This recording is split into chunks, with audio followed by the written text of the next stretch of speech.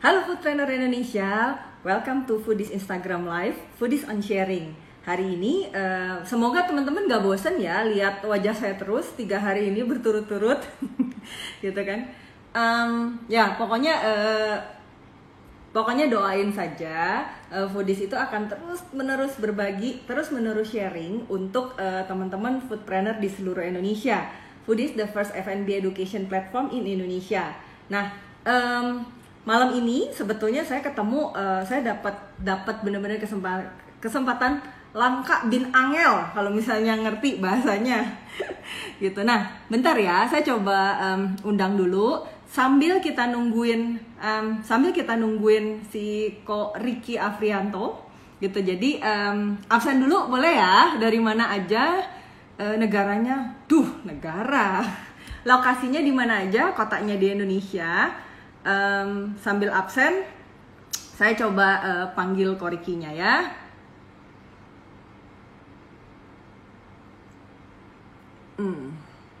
Kita tunggu, belum bisa terhubung. Oke, ditunggu sebentar. Dari mana aja nih? Halo. Nah, itu dia. Halo Pak Riki. Halo, selamat malam ya. Selamat malam, tapi semangatnya tetap pagi. Kayaknya dari Selamat tadi pagi. terus nih. Iya, maraton. Siap. Maraton. Nah, Maraton. buat teman-teman foodpreneur yang lagi lihat si Foodies on Sharing ini, sebentar lagi nanti salah satu rules-nya sebentar lagi akan saya matiin si kolom komentarnya. Nanti buat teman-teman yang mau nanya sama Ko Ricky itu bisa di bawah situ ada yang kotak tanda tanya, kolom Q&A, nanyanya di situ ya, gitu. Nah malam ini saya nyapa dulu deh, gitu ya. Gimana Ko Ricky, apa kabar? Oke, amin. Baik-baik saja. Gimana kabar Cisar? Semoga sehat semua ya. Juga yang ada di Alhamdulillah. Mantap. Alhamdulillah. Alhamdulillah ya. Terus sehat. Gimana Jakarta ya? Ko Ricky Jakarta ya? Di Jakarta, betul. Jakarta gimana kok? Sepertinya PSBB udah longgar belum? iya, walaupun ada PSBB, sepertinya minggu ini lebih ramai daripada minggu sebelumnya ya, sepertinya. Tepat hari ini sepertinya kemacetan sudah mulai terjadi nih. Udah boleh buka belum sih kafe-kafe? Sebenarnya sih masih belum banyak yang beroperasi, tapi perkantoran kita ngelihat beberapa sudah mulai buka. Di kita sendiri sebenarnya beberapa staff kebanyakan masih kerja dari rumah ya, sampai tanggal 4 besok ya, PSBB kan. Iya. Oh, tapi udah masih WFH nggak tapi? Masih betul. Oh, masih. Cuma untuk beberapa bagian tertentu atau yang level tertentu sudah mulai masuk untuk koordinasi biar lancar. Tapi sebagian besar masih work from home sampai PSBB berakhir besok sepertinya. Berakhir besok, berarti lusa sebenarnya udah bebas semua ya, bebas. Iya, kalau tidak diperpanjang lagi nih PSBB-nya ya, Cisar. Semoga. Aku sedikit preview dulu ya, sebetulnya teman-teman, ini sebenarnya Ko Ricky ini sih sebenarnya teman saya. Kita sebenarnya temennya udah cukup lama ya kok ya. Oh iya, udah lama banget ya. Gitu. Cuma memang Ko Ricky ini sebenarnya bisa dibilang salah satu teman yang buat saya cukup bisa dibilang diidolakan lah, menginspirasi. Karena dari dulu ilmu marketingnya luar biasa banyak. Kalau sekarang itu saat ini menjabatnya Global Marketing Head Director Mayora Group, betul ya? Salah? Iya, betul. Gitu. Nah, makanya malam ini saya tuh pengen ngobrol-ngobrol dengan temanya itu marketing strategi. Jadi biar cocok sama expertise-nya. Oke. Semoga juga relevan ya buat yang nonton ya. Amin. Ya, siap. Oke, nah kok gini nih, marketing strategi itu kan sering banget ya diobrolin, diomongin gitu kan, dibahas jadi kalimat keren sih kalau dipakai sama banyak pebisnis gitu. Nah, tapi dalam konteks pemikiran dan implementasinya Ko Ricky selama ini, marketing strategi itu apa sih singkatnya? Singkatnya itu.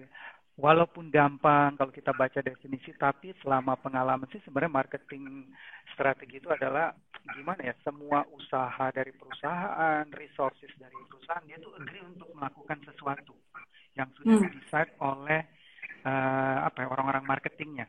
Jadi tidak hanya terlibat hanya orang marketing sebenarnya marketing strategi, termasuk kalau Cisar sebagai ownernya abnormal harus oke juga tuh karena begitu oke seluruh resources akan digunakan dan baru berikutnya aktivitas-aktivitas marketing baru berjalan seperti itu.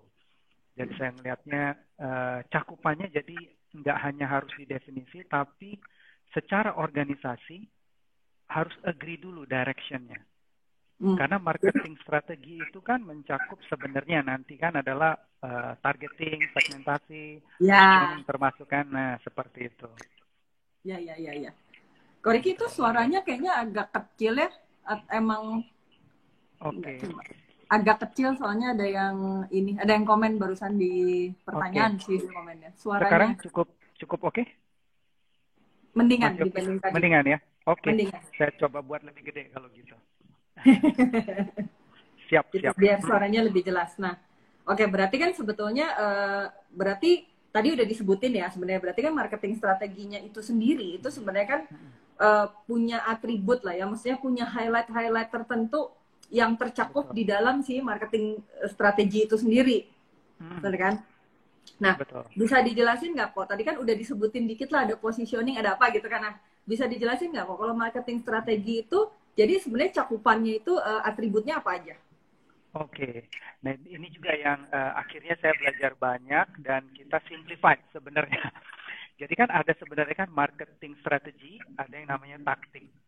Kalau saya beliefnya itu kalau marketing strategi itu bersifat yang tadi STP, segmentasinya, targetingnya, sama positioning. Sedangkan yang namanya marketing mix, place, product, promotion itu saya lebih melihatnya sebagai tactical. Jadi kalau kita berbicara strategi sebenarnya adalah STP tadi. Nah biasanya kalau STP itu bisa sifatnya bisa jadi global. Tapi kalau tactical itu mungkin bisa dilocalize. Contohnya kalau McDonald, segmentasi, targeting, positioningnya mungkin berlaku regional kalau nggak berlaku global. Tapi kalau untuk tactical sampai dengan produk, dia harus localize. Misalnya di Indonesia ada nasi atau ada sambal, di negara lain mungkin nggak ada. Nah itu secara tactical. Nah jadi tapi kalau STP cakupannya lebih luas dan bisa above geografi di Indonesia itu sendiri gitu. Nah jadi kalau satu persatu kalau kita ngelihat adalah segmentasi kan kita ngelihatnya dulunya itu cuma demografi. Tapi sekarang tidak hanya demografi, tidak hanya Gen Z, tapi kita udah masuk ke psikografi. Atau sometimes kita compare-nya kita gabung sebenarnya cohort bisa jadi juga. Jadi berbagai variabel-variabel bisa kita gabungkan. Saya pengen targetin wanita usia begini tapi juga yang nggak punya rasa takut, adventurous. Kadang-kadang segmentasinya bisa begitu kan. Jadi tergantung yang kita targetkan. Nah, setelah kita targetkan, kita pikirkan harus dilakukan positioning. Nah, positioning kalau saya ingat banget, kalau dulu belajar marketing kan banyak banget definisinya sampai bingung definisinya. Jadi positioning itu sebenarnya being strategy. Being strategy. Mau jadi apa sih brandnya ini gitu. Jadi marketing strategi secara organisasi kita tentuin dulu segmen dan target mana yang mau kita masukin. Nah, kita harus align together secara organisasi, tidak hanya orang marketing. Setelah kita setujuin, kita mau bentuk orang ini jadi apa? Masuklah ke positioning. Jadi biar nggak bingung, itu pemahaman saya, jadi membantu banget. Jadi STP itu lebih ke arah strategi. Tapi kalau marketing mix itu sebenarnya nanti deh, kalau STP-nya sudah beres gitu ya. Berarti sebenarnya kalau ada yang ini coba aku ulangin lagi ya, takutnya ada yang salah gitu. Jadi ini buat teman-teman di rumah atau yang lagi nyimak juga biar sambil bisa nyatet sebenarnya gitu. Jadi bener nggak? Jadi sebenarnya ada marketing strategi, terus ada yang namanya taktik gitu. Jadi kalau marketing strategi itu kan ada STP ya, segmentasi, targeting, sama positioning. Tapi kalau misalnya marketing mix yang isinya 4P itu adanya di taktik. Jadi sebenarnya ada strategi, ada taktik ya. Betul. Benar ya? Betul. Gitu. Mantap. Nah, kok nanti suaranya agak lebih kencang lagi boleh ya? Soalnya tadi Oh, ada boleh. yang bilang masih agak kecil suaranya. Ada Siap, sebagian siap. yang bilang udah gede, ada yang sebagian bilang udah kecil gitu. Jadi ya saya Ngomongnya. ya lebih baik ngomongnya lebih kencang lagi aja lah gitu kan. Oke. Siap. Nah, terus tadi udah dijelasin juga singkat satu persatu. Nah, sekarang kita bahas salah satu tadi part yang udah disebutin sama Koriki tadi ya, gitu. Nah, positioning nih, kita kan positioning itu kan kayaknya bener-bener terkenal banget lah ya, maksudnya kata yang sering banget diomong-omongin sama semua orang gitu kan. Nah, tapi positioning ini sejauh mana sih penting untuk sebuah brand dan menjadi faktor yang membuat konsumen membeli brand kita gitu. Dan kalau boleh kok ceritain dong case-nya misalnya dari brand Mayora atau dari mana gitu. Oke, oke. Iya. Jadi benar banget kalau bagi saya itu sebenarnya positioning itu salah satu elemen yang paling penting banget. Karena kalau market positioning itu seperti kita bertanya, sabun kecantikan itu siapa sih mereknya gitu kan? Nah, orang cenderung akan ngomong Lux. Atau kita ngomong deterjen yang membersihkan paling bersih siapa sih? Mungkin ada yang jawab Rinso. Nah, tapi atau juga yang ngomong biskuit untuk keluarga yang paling enak, mudah-mudahan jawabannya Roma. Jadi Aku kita baru tadi yakin mau jawab Roma. jadi Roma ya. Amin. Jadi kita ngelihat kalau produk itu kan diproduksinya di pabrik. Ya. Tapi merek itu diproduksi di otak. Nah, diproduksi di otak ini dia akan sukses kalau positioningnya itu sangat jelas sebenarnya. Nah, jadi bagi kita positioning itu merupakan sesuatu yang sangat penting karena apa yang diingat di konsumen, biasanya itu yang dibeli. Nah, agar dia ingat, positioningnya nggak boleh terlalu panjang atau terlalu kompleks, sehingga konsumennya nggak recall gitu. Seperti kita contoh, mau makanan yang enak, harga terjangkau, gaul, abnormal gitu. Nah, itu yang coba kita terapin juga. Jadi kalau misalnya ngelihat Beng-Beng gitu ya. Beng-Beng itu positioningnya tuh udah coklat wafer yang isinya banyak banget. Ada 4 ingredient. Pokoknya rame rasanya, wow. Nah, jadi ada uniqueness-nya, tapi juga satu sisi ada value yang konsumen inget gitu ya. Iya. Oke. Jadi sebenarnya yang paling penting itu adalah positioning nggak boleh terlalu panjang dan nggak boleh terlalu kompleks aja ya. Betul, gampang diingat. Gampang diingat. Jadi sesimpel misalnya kalau misalnya ngomongin biskuit keluarga itu orang langsung Roma gitu ya. Nggak yang lain gitu ya. Nah kok terus kan ini tuh ada istilah positioning, ada istilah diferensiasi.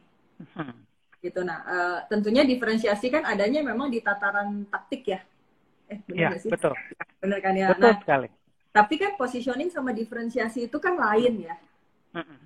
Gitu. Betul. Nah, dari pengalaman Koriki nih, diferensiasi dalam hal apa sih yang paling bagus banget, paling oke banget untuk membangun brand sekaligus membuat sales tuh bisa naik lah gitu.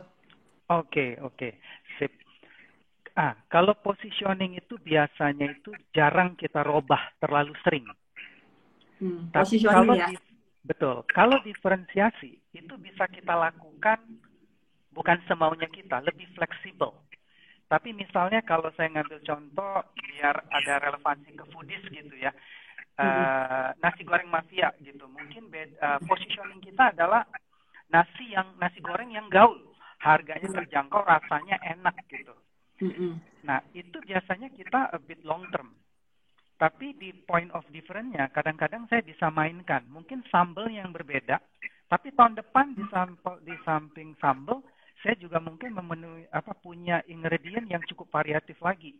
Masukin pete tapi campur jengkol misalnya. Jadi sebagai pembeda. Jadi positioning-nya tetap sama, tapi differentiation-nya bisa kita robah. Nah, tapi saya banyak belajar juga, salah satunya dari buku marketing yang saya sampai sekarang saya lihat praktikal ya. Differentiation itu kan bisa dilakukan lewat 3 cara.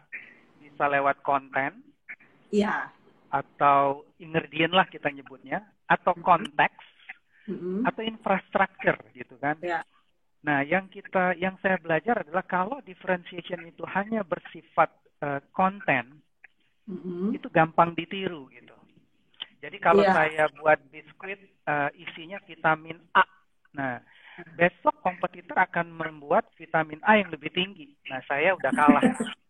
Iya, Tapi iya, iya. kalau point of difference saya selain vitamin A, biskuit Roma, atau biskuit kelapa, tapi dia enak loh. Paling enak dicelup-celup kopi, teh, sama susu. Nah, Hmm. terus punya sistem distribution, Halo, infrastructure, ya sistem halo, distribution, sorry tadi agak putus dikit nge-lag. Boleh diulang nggak tadi? Abis apa? Biskuitnya enak ditelup teh, kopi dan susu. Terus apa lagi? Nah, itu. Jadi itu secara emosionalnya gitu ya. Ya. Dan yang ketiga, distribusinya masuknya sampai ke dalam-dalam. Nah, Hmm. kalau kita punya konten, konteks, sama infrastruktur dalam hal ini distribusi agak susah ditiru gitu. Iya, iya, Jadi, iya. jadi saya belajar banyak juga tuh dan mencoba mengimplementasikan. Jadi diferensiasi itu tidak hanya lewat konten, tapi bisa juga lewat emosional yang kita lakukan maupun infrastruktur. Kalau infrastruktur itu paling jelas kayak Bank BCA. Diferensiasinya ATM-nya begitu banyak.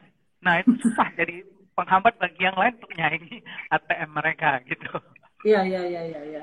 Betul. Kalau ini kok ada nggak misalnya boleh nggak aku minta contoh diferensiasi dalam hal konten, konteks dan infrastrukturnya, boleh nggak pakai case-nya Mayora? Jadi biar Pakai lebih case-nya, kebayang. boleh. Biar lebih kebayang. Kayak oke. Kalau Mayora Beng kita ambil contoh, diferensiasinya sebenarnya wafernya cukup unik karena ada coklat, wafer, rice crispy, sama karamel. 4. Jadi yang pertama tuh punya ingredient yang cukup unik. Jadi 4 kelezatan dalam satu gigitan. Jadi itu dalam hal konten. Kontennya ya. Tapi dalam hal konteks emosionalnya, kita komunikasinya agak sedikit ngocol karena pengen targetin anak-anak yang nonton seperti anak-anak yang nonton saat ini, yang gaul generasi Z kayak Cik Sarita lah, milenial. Jadi kita buat iklannya juga yang bersifat, masa gara-gara makan beng-beng panas dingin bisa putus. Nah, ini kita bangun connection secara emosionalnya, atau istilahnya sekarang love mark brands gitu ya. Nah, jadi secara emosional jadi susah ditiru karena kalau 4 ingredientnya akan gampang ditiru. Nah, di satu sisi secara diferensiasi infrastruktur kita juga distribusinya karena sudah cukup mendalam sampai ke area kecil, jadi susah kalau ada brand baru yang masuk. Waduh, untuk distribusi di seluruh Indonesia, di seluruh pulau Indonesia jadi hambatan. Jadi kita nggak lupa bermain differentiation-nya dari berbagai 3 poin tadi ya. Oke. Nah, tapi kalau boleh nambahin nih Cisar, boleh ya? Ya, boleh Om. Boleh ya, Om. Yang sering lupa kalau orang marketing, karena saya udah tua lah ya. Apa? Kalau orang kan selalu ngomong point of difference gitu ya. Padahal bagi saya itu yang paling penting sebelum berbicara point of difference, ada yang namanya POP. Oh, apa Point of parity. Point, coba saya catat dulu. POP. Point of parity. Parity. Apa tuh kok? Parity. Jadi kalau saya mau masuk ke suatu kategori kompetitor, misalnya handphone gitu ya. Kalau saya berbicara cuma point of difference, kadang-kadang handphone itu bisa ngomong sendiri, which is bagus. Bisa jadi in focus, diferensiasi kan. Tapi dia lupa, handphone itu tidak bisa untuk WhatsApp sama nggak bisa untuk telepon. Nah, jadi kadang-kadang ada satu kategori yang kita harus pahami, is a given factor yang harus kita deliver itu apa dulu sebelum diferensiasinya. Oh, jadi kan, ada gimana coba bilang. Ada certain expectation dari consumer gitu yang harus kita kasih. Dari consumer yang harus kita kasih. Betul. Itu jadi tuh kalau adalah point of parity ya. Betul. Jadi kalau kategori ini, kalau nasi goreng yang diharapkan nasi goreng itu apa sih? Nasinya itu nggak boleh terlalu banyak atau harus terpisah. Nah, itu is a given factor tuh. Nah, kita harus deliver itu dulu. Jangan kita ngomong point of difference yang unik, tapi nggak deliver point of parity atau yang diinginkan dari konsumen gitu. Nah, biasanya kadang-kadang kelupaan gitu. Banyak bermain yang cantik-cantik ke point of differentiation, tapi nggak deliver point of parity-nya. Jadi semoga lebih ke intinya ya. intinya yang malah kita suka lupa ya. Betul, betul. Dan itu Benar sih. memang harus dipelajari karena tiap-tiap kategori akan berbeda. Itu yang menariknya di marketing. Karena Jadi itu point of yang namanya parity itu, point of parity ya, bukan point of difference. Jadi kalau tadi ngomongin differentiation itu kan lebih ke apa ya, lebih ke cara kita membedakan dengan yang udah ada ya. Tapi jangan betul. lupa bahwa ini sih kalau aku sih dulu suka ngomong gini, bener nggak? Tapi sama nggak nih pemikirannya? Iya, Kalau aku dulu suka ngomong gini, pokoknya kalau misalnya kita bikin brand kuliner, itu bahwa kita harus mendiferensiasikan, kita harus berkomunikasinya hits. Kalau misalnya target market anak muda, kita harus bikin yang keren dan kekinian gitu. Tapi betul. aku bilang bahwa si produknya, rasanya, ingredientnya, sama harganya terjangkau dan semua value yang ada di dalam si produk itu sendiri, emang produknya mah udah harus enak aja, udah given dan harus itu yang mungkin yang dinamain Iya, point of parity-nya ya. Jadi apa betul. ya, Yang di-expect. produknya sendiri emang udah bagus tuh bukan lagi sebuah keunggulan, tapi memang udah harus itu gitu kan. Iya, Bener ya. betul, betul. Jadi itu It's yang a, harus nggak boleh dilupakan gitu, bahwa memang produknya harus enak, harus misalnya harus enak sama harganya terjangkau dengan semua value yang ada di satu piring itu, bahwa ini udah harus iya, bagus. Ya ini mah emang harus given, harus ada gitu. Baru betul, betul. diferensiasi kita ngomong lagi bagaimana cara kita mengkomunikasikannya gitu ya. Berbeda dengan orang Bener lain ya? juga. Betul. Oke, Gitu. Oke siap. nih kok, apa ada lagi nih, saya mau nanya lagi. Nggak apa-apa lah ya, saya nanya agak Yap, banyak boleh. gitu. Nah, gimana nih kok? Gimana cara mengalignkan, nyambungin lah gitu, positioning sama misalnya iklan yang kita buat gitu. Apakah harus ada keterikatan atau enggak? Hmm. Kita beliefnya itu harus sama karena untuk membentuk image atau menyampaikan positioning itu kan lewat komunikasi. Nah, atau lewat iklan. Nah, kita bayangin kalau iklan tidak align dengan positioning. Nah, itu jadi serba susah lagi. Yang diterima konsumen akan bingung. Dan positioningnya tidak akan tersampaikan. Jadi intinya mandatory justru harus bahwa di iklan harus sesuai dengan positioningnya. Nah, Jadi kalau tonality, iya ya sok, lanjutin. ya, kalau tonality misalnya tadi Bang Bang adalah anak muda yang cukup nyentrik, ngocol, pengennya happy gitu, go lucky. Nah, di iklannya harus sama. Dia nggak boleh dipotret kayak saya yang sudah ada umur serius banget gitu ya. Nah, nggak nyambung dia. Harus kayak Cicar yang happy gitu, vibrant, vibrant. Iya, iya, iya. Ya. Nah, apa tapi kok ada nggak misalnya contoh dari produknya Mayora juga gitu yang benar-benar nggak lain ini positioningnya ini, terus pendeliveran orangnya itu harus begini atau misalnya tagline-nya harus begini, ada nggak kok diceritain? Betul, betul. Itu kalau ngambil kasusnya kebetulan kita hari ini ngomongin Bang Bang. Nah, Bang Bang itu dari style penulisan sama style talentnya rambut gondrong boleh dia. Anak muda rambut gondrong boleh. Tapi kalau kita berbicara Roma Sari Gandum, nah mungkin anak muda juga, tapi satu sisi dia harus lebih ada family-nya, misalnya karena Roma. Jadi Roma apa tadi? Roma? Ada Roma biskuit. Oh, biskuit. Roma biskuit itu tidak segila misalnya anak muda yang ada di Bang Bang. Atau kita ngelihat iklannya teh pucuk deh gitu ya. Yang sangat anak muda, yang kita pengen ada sisi cool-nya. Tapi di Le Mineral, itu kita nonjolin karena perlu trusted sama credibility, kita nggak bisa bermain dengan anak muda yang rambutnya gondrong, yang tidak kredibel. Nah itu tapi lebih ke arah Dr. Raisa, family, orang kerja, atau kayak Cisar tapi lakuin yoga. Nah jadi berbeda dengan Bang Bang tadi ya. Iya. Nah jadi ini sangat menentukan gitu dia. Iya. Nih kok apa ini pertanyaannya agak loncat dikit. Nih kalau misalnya nih kan sekarang banyak juga orang bikin bisnisnya startup ya. Gitu. Nah, perlu nggak sih misalnya membangun divisi marketing sejak awal karena ternyata ngaruh banget konsep. Oke. Kalau bagi saya selama tergantung startupnya, misalnya kalau masih baru mulai, sebenarnya kan marketing itu bagi saya itu tidak harus ada di departemen marketing sebenarnya. Nah, Gimana tuh maksudnya? ya bagi saya Maksudnya adalah nggak bisa sebenarnya rumah sakit. sebenarnya owner ini punya kemampuan khusus tuh. Karena orang marketing itu tidak hanya harus, maksudnya tidak semua organisasi di perusahaan harusnya berpikir seperti marketing karena kita mau memuaskan kan konsumen. Jadi Ya. kalau maksudnya saya startupnya masih memulai, belum bisa rekrut orang banyak, ownernya atau partnernya yang terlibat dalam startup itu harus acting sebagai orang marketing juga bagi saya. Hmm. Karena Ya. ketika membuat service, kita kan menawarkan sesuatu gitu kan Cisar ya. Hmm. Hmm. Nah, Hmm. ini bagi saya juga nih, dan di marketing, di Mayora kita believe banget. Hmm. Di marketing itu yang paling penting itu sebenarnya bukan produk. Hmm. Menarik ya. Tapi Tapi apa? yang paling penting adalah konsep. Konsep. Konsep itu apa yang orang beli sebenarnya. Jadi Ya.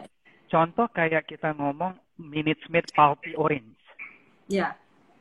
Waktu dulu kalau saya ngeluncurin yang namanya sirup aja, betapa beratnya itu hidupnya Minute Maid kalau cuma sirup. Tapi dia punya konsep bahwa saya jualan jeruk, tapi ada pulpinya. I Nah, see.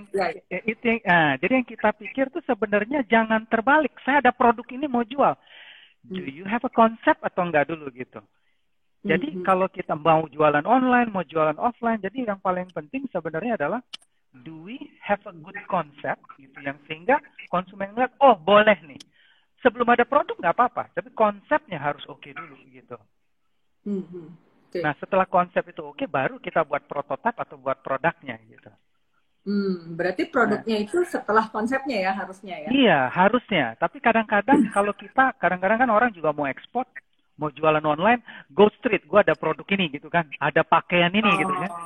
Iya, Tapi iya. konsepnya apa gitu, nah itu yang kita jadi bingung, konsumen jadi bingung, yang ditawarin apa sih gitu deh. Berarti ini mungkin mirip nggak sih kok kayak si Y-nya Simon Sinek kali ya? Ya. Mirip nggak sih itu ya? Yes. Jadi find Starting your why with why first. bukan what. Betul. Iya. Walaupun si Simonnya sangat lebih dalam ya. Ya, Jadi sebenarnya di samping bahwa konsepnya jualan pulpy, mungkin juga harus ditarik lagi kalau Simon. Why this product is there gitu kan? What is the purpose gitu kan? Nah, itu juga saya termasuk orang yang sesuai jalurnya. Jadi brand itu harus punya konsep and brand purpose. Berarti purpose-nya dulu gitu kan, baru konsepnya, baru produknya gitu ya? Betul. Yes. Jadi jangan tiba-tiba nembak, gue punya produk ini, jualnya gimana ya? Nah, betul. Tapi mungkin lebih ke berangkat dari ini kira-kira kebutuhan apa yang mau dipenuhi gitu mungkin ya, kebutuhan apa yang mau dipenuhi, kemudian konsepnya itu seperti apa, baru produknya yang kita create. Benar gitu ya? Betul. Betul. Salah saya. Mantap ya. Gitu. Nah, gampang diomongin Cisar, tapi susah diimplementasi.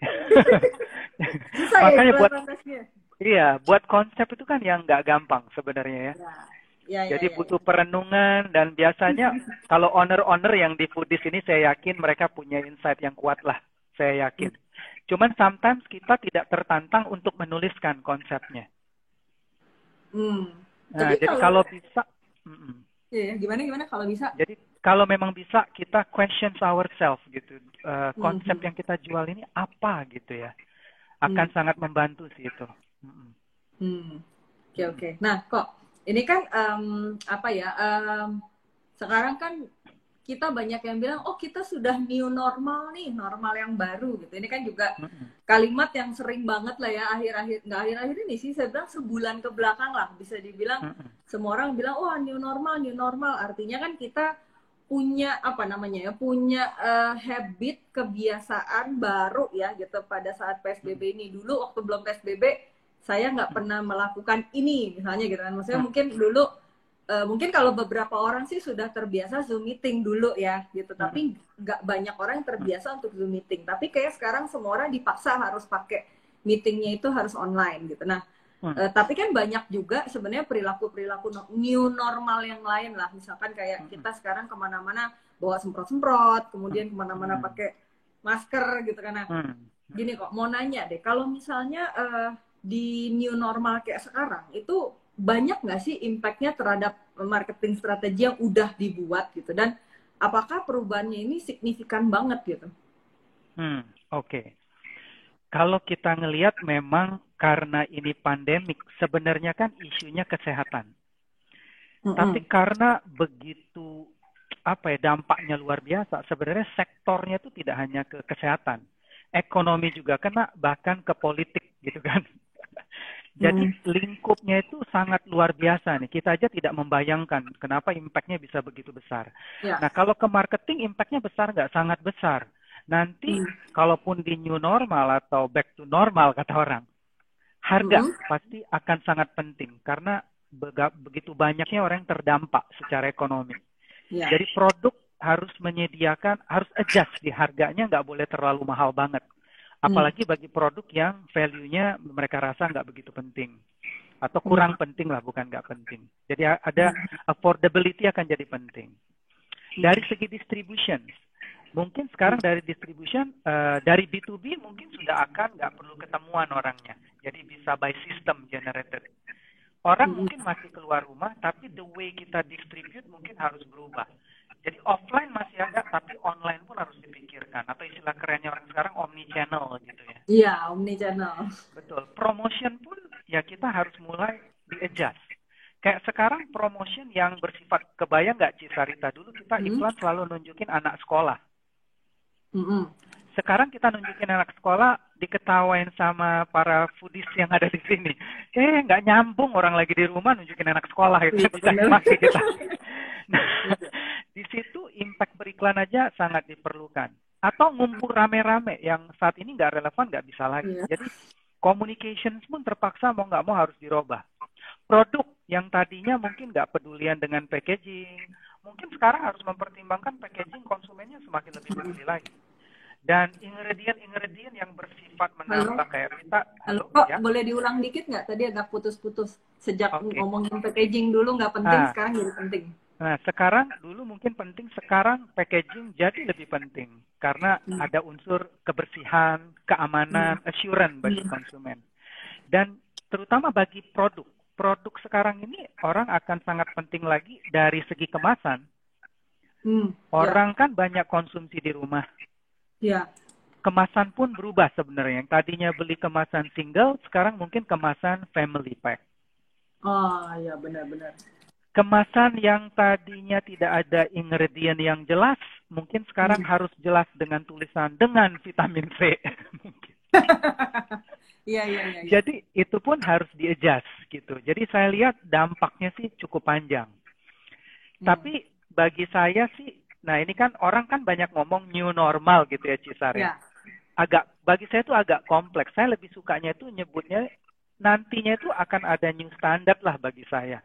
Karena ada beberapa yang menjadi new normal, tapi ada beberapa perilaku yang sebenarnya balik kayak dulu gitu.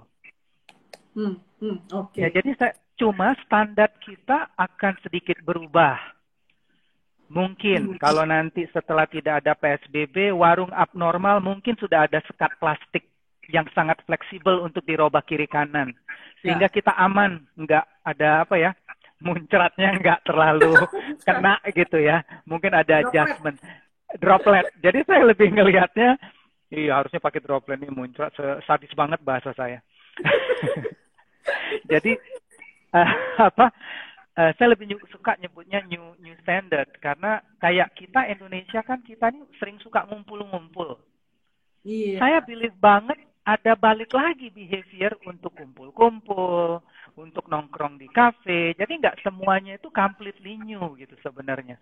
Tapi the way we do business mungkin ada new standard. Nah itu yang saya believe. Jadi lupain istilah.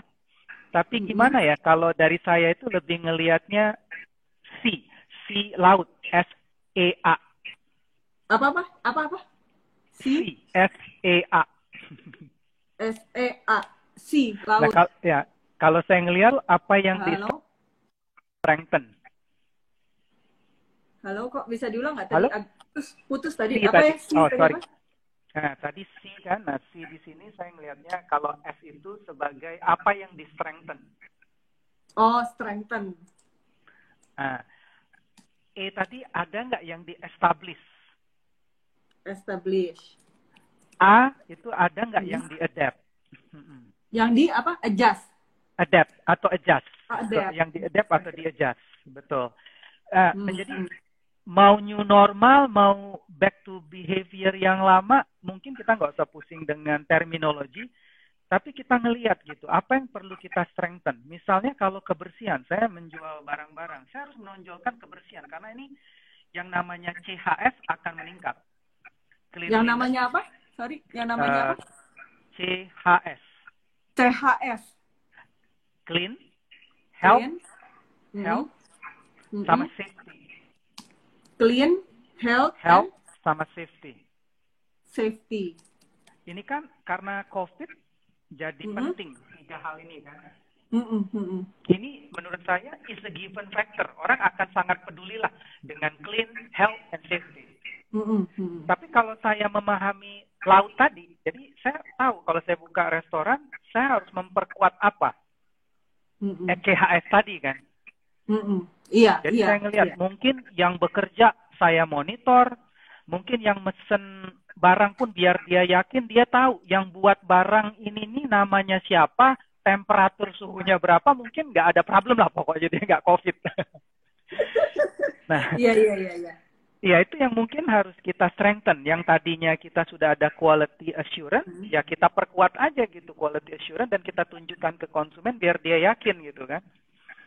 Nah, atau yang tadinya belum ada, tapi karena sekarang dituntut, tadinya tempat yang tidak dipisah-pisah, saya harus establish bahwa bangku saya lebih fleksibel sekarang. Yang jaraknya bisa saya atur agak jauhan.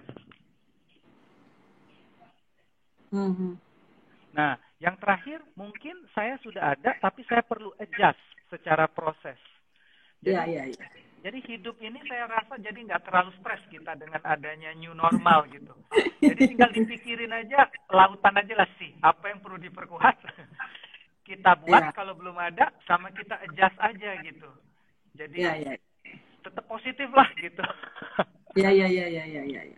Jadi aku coba sedikit recap kali ya, tadi sedikit yang dimaksud apa aja sih yang harus, apa aja yang terdampak. Mungkin tadi kalau saran dari Koriki, yang pertama itu ada di harga, karena semua orang harus lebih terjangkau sekarang. Yang kedua itu adalah distribusi, karena nggak cuma ngomongin offline, tapi harus ada online, yang bahasa kerennya omni-channel tadi. Kemudian yang ketiga itu adalah promotion. Promotion itu contohnya dalam hal komunikasi, misalnya komunikasi, packaging, komunikasi dan packaging. Komunikasi itu let's say misalnya kita nggak bisa lagi ada scene misalnya anak lagi sekolah karena nggak nyambung, kemudian nggak lagi ngomongin kumpul rame-rame karena sekarang lagi PSBB nggak boleh rame-rame. Atau packaging juga sekarang lebih banyak di packagingnya itu harus tercantum unsur-unsur kelebihannya apa, vitaminnya apa. Tadi kan ada vitamin C harus gede gitu kan, terus keamanannya. Dan sekarang karena banyak orang menyantapnya di rumah, berarti kalau dulu kemasannya single, sekarang harus ada kemasan family gitu. Sama ngomongin tentang new normal tuh dari Koriki sendiri lebih senang nyebutnya new standard daripada new normal gitu, karena daripada stres, kita tuh harus lebih penting itu adalah berpikir laut sih, strengthen, establish, and adapt. Jadi apa yang harus kita perkuat, kalau belum ada apa yang harus kita buat, dan kita harus beradaptasi gitu. Bener ya? Mantap. Wah, luar biasa, Citar. Aku mau buka, bentar ya, aku coba buka kolom pertanyaan dulu. Kayaknya udah banyak sih yang nanya-nanya sih ini. Sebentar, aku coba pilihin ya yang asik buat dijawab. Siap. Ntar, mau tanya nama. Oh, ntar, produk saingan. Nah, ini nih, kayaknya lucu nih. Bagaimana bila ada produk saingan yang punya ide diferensiasi yang sama? Apakah perlu cari ide lain? Bisa jawab nggak, Kok? Oke, very good. Kalau misalnya itu kita dalam posisi market leader dan orang lain yang meniru, percayalah bahwa dia akan memperkuat kita. I see. Ya, percaya dia. Oke, terus? Jadi kita jangan berubah kalau ada kompetitor, kecuali posisi kita belum kuat, dan kita posisinya sama gitu. Nah, kita harus nyari cara gimana kita lebih unggul dari mereka. Tapi kalau boleh advice, setelah melihat point of difference, di kita atau terutama di saya itu kita lebih berpikir gimana kita obsess to the consumer rather than obsess to the competition. I see. Bener, ya, bener banget. Ya. Iya. Ya. Jadi ya kita jadi konsumennya gitu ya. betul, jangan mikirin competition terlalu banyak gitu. Karena kalau kita competition, jadi kita akan jadi follower gitu, Cisar. Ya. Jadi kalau misalnya ketemu kompetitor itu sebenarnya harusnya jangan kaget karena percayalah mereka yang akan bikin kita lebih kuat lagi ya. Iya, betul. Butuh kompetitor untuk memperbesar pasar. Kompetitor justru memperbesar pasar ya karena dia itu kayaknya ngebantuin kita edukasi sebenarnya ya. Iya, betul sekali. Tata, ini ada Tata. Aku coba buka lagi ya. Pertanyaannya, loh ini kayaknya ada yang kenal sih kok yang nanya. Ciher ini yang nanya. Ciher bisa aja. Nih, katanya. Untuk FMCG food berapa persentase ideal modern trade versus GT terkait bottom line? Susah amat sih ini pertanyaannya. Mau dijawab atau yang lain nih? Boleh, nggak apa-apa. Apa yang jelas? Kontribusi. Untuk FMCG food berapa persentase ideal modern trade versus GT terkait bottom line? General trade kali ya maksudnya GT kan ya? Ya. Dalam hal bottom line untuk apa ya maksudnya? Secara sales kali ya maksudnya. Kayaknya sales ya. Modern trade ya, versus betul. Ya, kalau dulu karena pernah di perusahaan susu, sebenarnya sih seperti kecil kok suaranya kecil banget. Boleh agak kencang nggak? Ya. Nah, itu lebih kencang. Ya. Kalau di tergantung kategori, tapi kalau kategorinya seperti susu, sebenarnya modern trade itu bisa lebih tinggi sampai dengan 40 dan di atas 40%. Tapi dalam hal kasusnya Mayora, itu 80% lebih itu ada di general trade. 80% ada di general trade kalau Mayora, karena kita banyak jualan snack. I see. Jadi tergantung masing-masing kategori ya. Ya sudah. Semoga menjawab Ciher. Nggak kedengeran kok suaranya. Semoga menjawab buat Ciher. Oke, lanjut yang lain lah pertanyaannya lah. Itu susah soal pertanyaannya. Nih, aku mau nanya lagi. Kan di dunia digital sekarang nih, kok ya sekarang kan besar banget ya market untuk Gen Z dan milenial ya. Jadi kayaknya sekarang kita lagi ngomongnya bukan cuma milenial aja tapi Gen Z. Karena kalau aku nggak salah hitung nih, bener nggak ya? Milenial paling muda itu sekarang umurnya udah 25 ya. Bener kan ya? Gitu. Jadi kayaknya kalau lagi ngomonginnya, anak sekolahan, anak apa, kayaknya itu kita harus udah mulai switch ngomongnya Gen Z bukan milenial lagi gitu.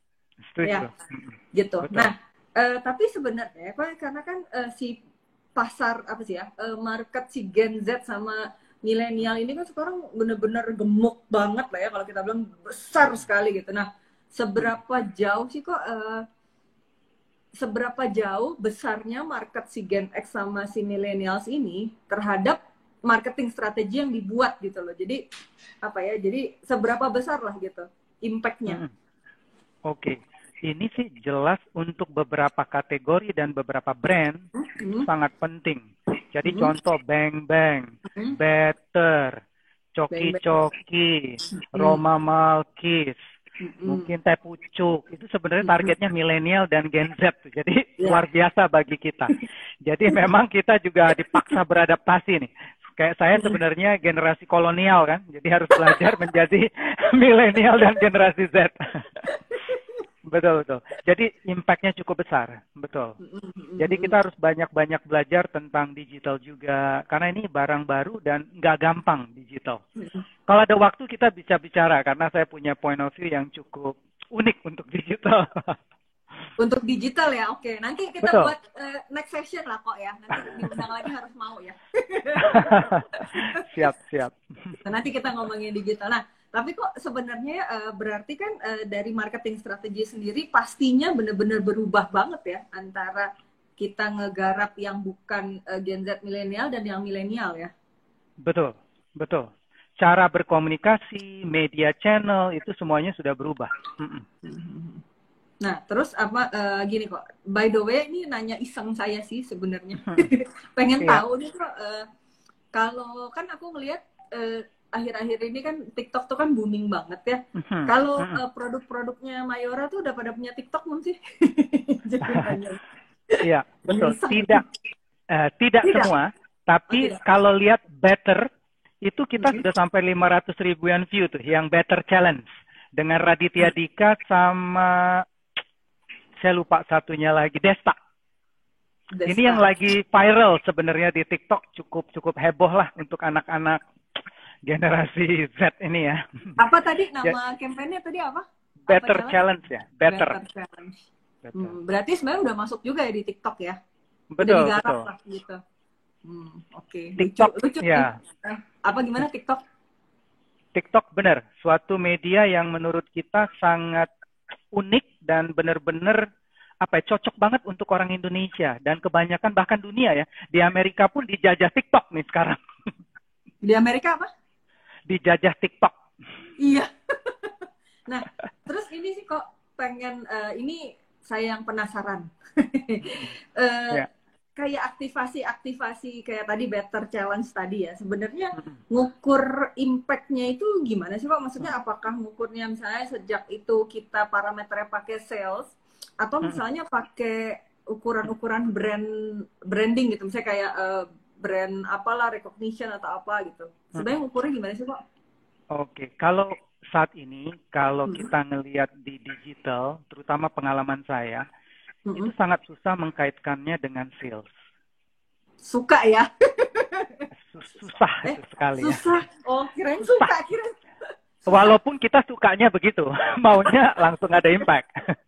Tapi dalam kenyataannya di digital ini a bit unik. Jadi karena orang yang ingat iklan di digital pun itu nggak gampang. Nah, nanti kita bahas kenapa nanti kalau ada waktu kita atau di sesi berikutnya ya. Jadi kita lebih ngelihatnya mungkin ke kualitas dalam hal brand engagement dan kedua mungkin persepsi dari anak-anak muda yang mungkin mereka nggak ikut TikTok tapi mereka ngelihat Better ada di situ. Nah itu membantu bahwa Better ini ngikutin zaman juga ya. Jadi kita nggak tertinggal zaman gitu. Nah memang karena kita bukan brand yang bersifat seperti brand-brand yang biasanya di digital, yang performance driven, performance marketing gitu. Karena kita nggak punya store yang bisa kita klik gitu kan, kecuali di e-commerce. Tapi kalau saya misalnya traveling, hotel, yang berkaitan dengan online services kayak Gojek, kita bisa ngelihat banget iklan kita ini berapa banyak engagement yang ngeklik, yang bertransaksi gitu kan. Nah, kalau di kita ini kesulitannya karena distribusi produknya itu sangat masif. Kita nggak bisa kontrol orang yang nonton di TikTok, apakah dia beli produknya kita berikutnya itu agak susah. Jadi performance metriknya nggak begitu langsung bisa didapat di digital ini. Jadi kita lebih melihatnya ini sebagai part of brand building instead of sales driving activity ya. Berarti lebih ke angka-angkanya, lebih ke kayak engagement atau misalnya jumlah view begitu kali ya. Betul, lebih ke arah sana ya berarti ya. Betul. Itu pun saya kadang-kadang rela nggak rela justru untuk digital. Bukan berarti nggak percaya dengan digital, tapi kalau kita katakan ya, mungkin bagi yang foodies di sini kita harus yakin kalau kita pakai KOL. Kita udah yakin banget. KOL tuh berapa banyak sih gitu yang mau kita pakai, itu harus ada measurement-nya. Jangan sampai kita pakai, paling top. Nggak taunya viewernya cuma nonton 200.000. Nah, impact ke kita gimana ya? Iya. Nah, jadi kadang-kadang kita melupakan karena mengatasnamakan engagement orang marketing, mendewakan engagement, kita melupakan impact sebenarnya. Jadi bukan berarti enggak kita lupain digital. Bagi saya sih, saya believe banget itu harus ada meaning. Kedua, engage. Kalau bagi saya itu nomor ketiga itu harus ada appropriate dalam arti KOL yang saya pilih juga harus tepat duit yang saya invest juga nggak boleh terlalu kecil, biar nggak Garmin laut. Iya, benar, benar. Nah, sama N saya berpikir ada numeriknya. Nah, numerik itu kita harus belajar terus bahwa saat ini belum sempurna nggak apa-apa.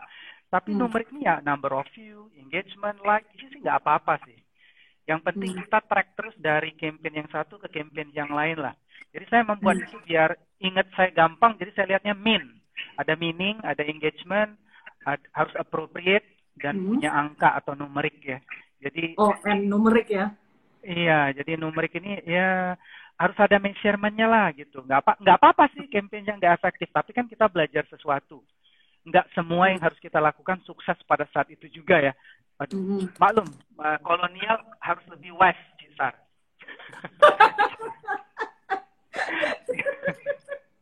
Nggak gitu juga. Nggak gitu juga kali ya. Iya. Iya. Jadi tadi apa saya ulangin ya. Kok Ricky ini keren, dia banyak banget apa singkatan-singkatannya tapi keren gitu loh. Jadi kalau ngomong biar gampang ingat sebenarnya. Jadi kalau ngomongin measurement di mana tadi digital. di digital itu yang paling penting itu tadi ya, ada meaningnya M, gitu, ada engage-nya, kemudian ada appropriate, yaitu di mana KOL yang kita pilih juga harus tepat. Kemudian kalau uang yang kita invest juga nggak boleh terlalu, harus agak besar ya, biar nggak boleh pelit. Nggak boleh pelit tuh. Iya. Gitu kan? Gitu, nggak boleh kecil, karena kalau misalnya kecil mendingan nggak usah sekalian gitu ya. Bener nggak sih? Nggak ada impact, betul. Nggak ada impactnya. Kemudian yang terakhir ada N, yaitu numerik, di mana walaupun ada angka-angka di apa namanya, di iklan-iklan tersebut lah gitu, apakah itu number of view, apakah number of engage, apapun itu, tapi kita tetap harus belajar, karena di ads itu ada angka-angkanya dan ada pengukurannya. Jadi parameternya apa sebenarnya bisa dibilang kita masih sama-sama belajar kali kok ya. Betul, karena untuk digitalnya juga masih baru gitu ya. Betul banget.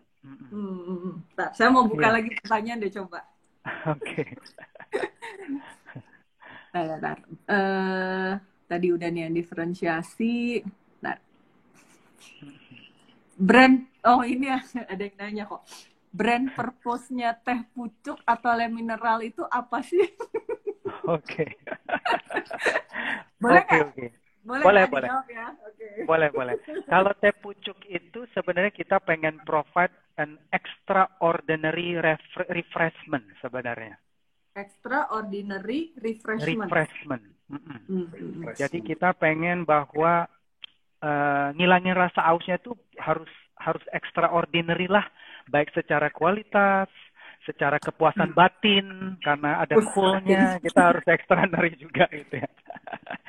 Nah itu yang teh pucuk. Tapi kalau le mineral kita tuh sebenarnya kita nyebutnya sebagai preserve a healthier life.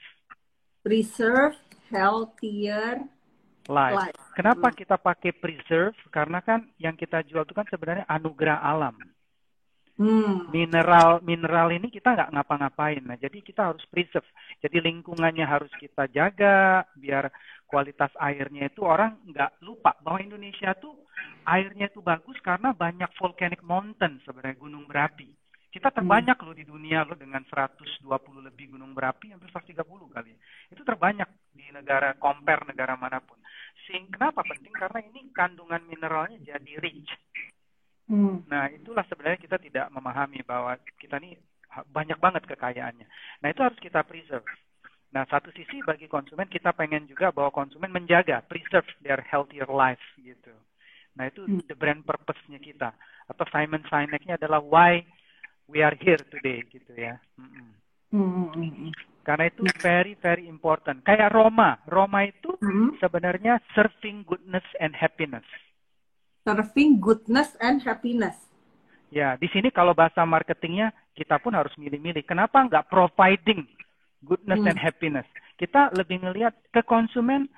We need to be very kita ini kan pelayan gitu kan. Nah, that's why we want to serve our consumer yang kita percaya banget. That's why kita choose kalimat pun serving gitu.